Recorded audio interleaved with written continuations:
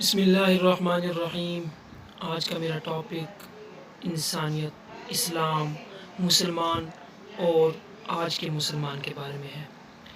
حقیقت، روایات اور وعدے کی پاسداری، امانت، دیانت اور حقیقی مسلمان کا تصور جو ہماری روایات یا ہماری کتابوں یا پھر ہمیں حضور اکرم صلی اللہ علیہ وآلہ وسلم کی سیرت سے ملتا ہے، وہ ہم سب پر روز عیاں کی طرح روشن ہے۔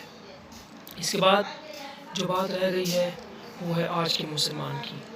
تو میں آپ سب سے ایک بات، ایک سوال، ایک اپنے دل کی ایک آہ نکالنا چاہتا ہوں۔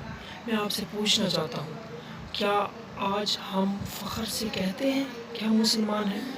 آپ ایک منٹ کے لیے اپنے دل میں، اپنے گریبان میں جھانک کر دیکھو، کیا سچ میں ہم مسلمان ہیں؟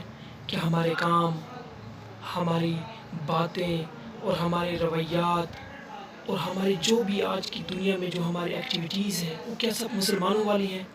کیا ہمارا لباس، ہمارا رہن سہن، کیا یہ اسلام نے ہمیں یہ کچھ بتایا؟ ہم بھول چکے۔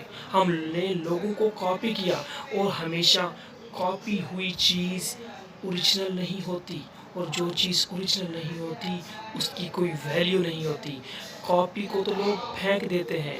کاپی تو ایسے ہوتی ہے جیسے ایک کچرے کے ڈبے میں پڑا ہوا کوڑا۔ آپ تو اوریجنل ہو، آپ کے آباء و اجداد اوریجنل تھے۔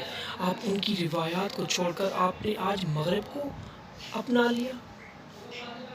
آج کے مسلمان کی یہ حقیقت نہیں ہو سکتی۔ وہ مسلمان اور تھا، آج کا مسلمان اور ہے۔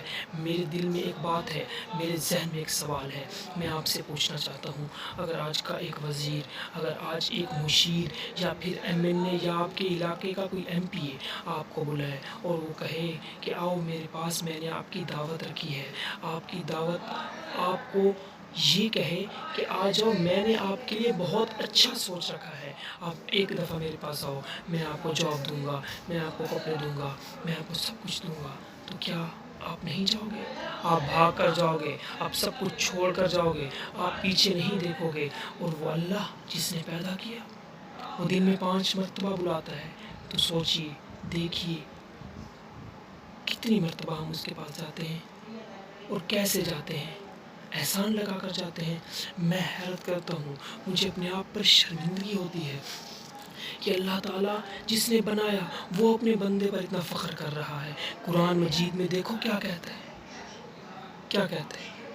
یوم تبیض وجوہ وتسود وجوہ فاما الذین اسودت وجوہہم اکفرتم بعد ایمانکم فذوقوا العذاب بما کنتم تکفرون۔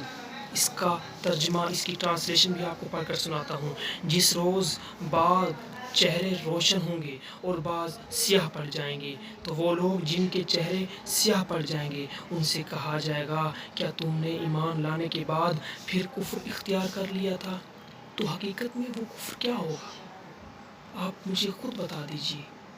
یہ قرآن مجید میں اللہ تعالیٰ نے فرمایا کہ بعض چہرے سیاہ پڑ جائیں گے اور ان سے پوچھا جائے گا کہ تم نے ایمان تو تم لے آئے تھے، اس کے بعد کیا پھر تم نے کفر اختیار کر لیا تھا؟ یہی آج کا مسلمان یہی کر رہا ہے، وہ سب کچھ وہی کر رہا ہے جو ایک کافر کرتا ہے۔ تو اس کا مطلب یہ ہوا، ایمان تو لے آیا، کلمہ تو پڑھ لیا، لیکن اس کے بعد اپنے آپ کو، اپنے جسم کو، اپنے کھانے، اپنے پینے، سب کچھ مغرب، کافر، انگریز، ہندو، عیسائی، ان کی طرف رہنے لگا۔ کیوں؟ کیونکہ وہ زہری اٹریکٹیو چیزیں ہوتی ہیں، وہ زہری طور پر تو فائدہ دے سکتی ہیں، لیکن انسان کی بقا کے لیے وہ مہلک ثابت ہوں گی۔ اور اس کے بعد اللہ تعالیٰ فرماتا ہے فَذُوقُوا الْعَذَابَ بِمَا كُنْتُمْ تَكْفُرُونَ۔ بس اپنے کفر کی وجہ سے، اپنے اس جو آپ نے اپنے آپ کو چینج کر لیا ہے، اس کی وجہ سے آپ چکھو مزہ عذاب کا۔